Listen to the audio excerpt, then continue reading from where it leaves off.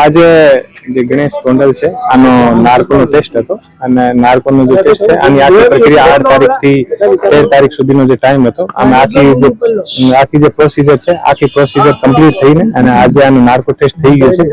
હવે 1-2 દિવસમાં આની આખી જે રિપોર્ટ તૈયાર થઈ જશે અને આ રિપોર્ટ જે તૈયાર થશે આ માનનીય હાઈકોર્ટ જે ગુજરાત હાઈકોર્ટ છે આના અંદર મુકાવવામાં આવશે. તૈયાર થઈ હતી કેટલા પ્રશ્નોની યાદી તૈયાર થઈ હતી.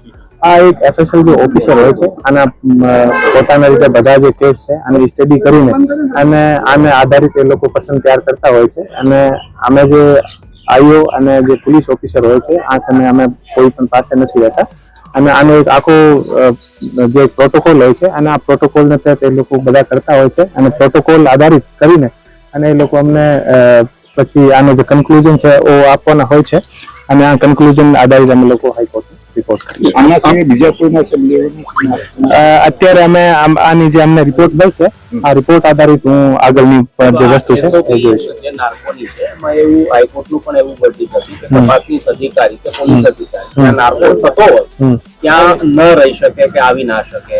શું આમાં અમે કોઈ પણ જગ્યા હાજર નથી અને અમે અમારું કામ હોય છે આરોપીને લઈને આવવાનું અને આનો જે આઈઓ હોય છે એ આઈઓ નું કામ જે એફએસએલ ના જે ઓફિસર હોય છે આની સાથે ચર્ચા કરવાનું અને ચર્ચા કરીને અને જે આને જરૂરિયાત હોય આ વસ્તુ આપીને અને પછી આનો જે પર્સનલ અલગથી રૂમ હોય છે આના એડવોકેટ હોય છે સાથે એડવોકેટ અને બધા આને ભેગા ઉભા રહ્યા હોય છે અને અમે પોલીસ ઓફિસર ક્યારેય પણ અમે આને પાસે નથી પ્રિમાઇસિસ હોય એમાં જઈ શકે જે પ્રિમાઇસિસ હોય એમાં રહી શકે. આરોપીને લઈને અમને આવવું પડે ને. સર આ કેસની તપાસ આપ સુપરવિઝન કરી રહ્યા છો. શરૂઆતમાં જે સીસીટીવી સામે આવ્યા હતા એમાં પોલીસ તરફથી પણ સીસીટીવી જે ડિક્લેર કરવામાં આવ્યા ચોક્કસ એન્ટ્રીના સીસીટીવી હતા એક્ઝિટના સીસીટીવી હતા એમાં તમને કઈ તપાસમાં ધ્યાન આવ્યું છે કે રાજકોટ પોલીસે પણ એમાં કઈ ગફલત કરી હોય એવું? એ જે તમામ જે આખો કેસ છે અમે અત્યારે હું આપની સામે કશું ના કહી શકું. હાઈકોર્ટમાં આની બધી વસ્તુ જે છે અમે રજૂ કરીશું. સર આ રિપોર્ટ ક્યારે આવશે અને ક્યારે કોર્ટમાં રજૂ 15 તારીખના હાઈકોર્ટમાં.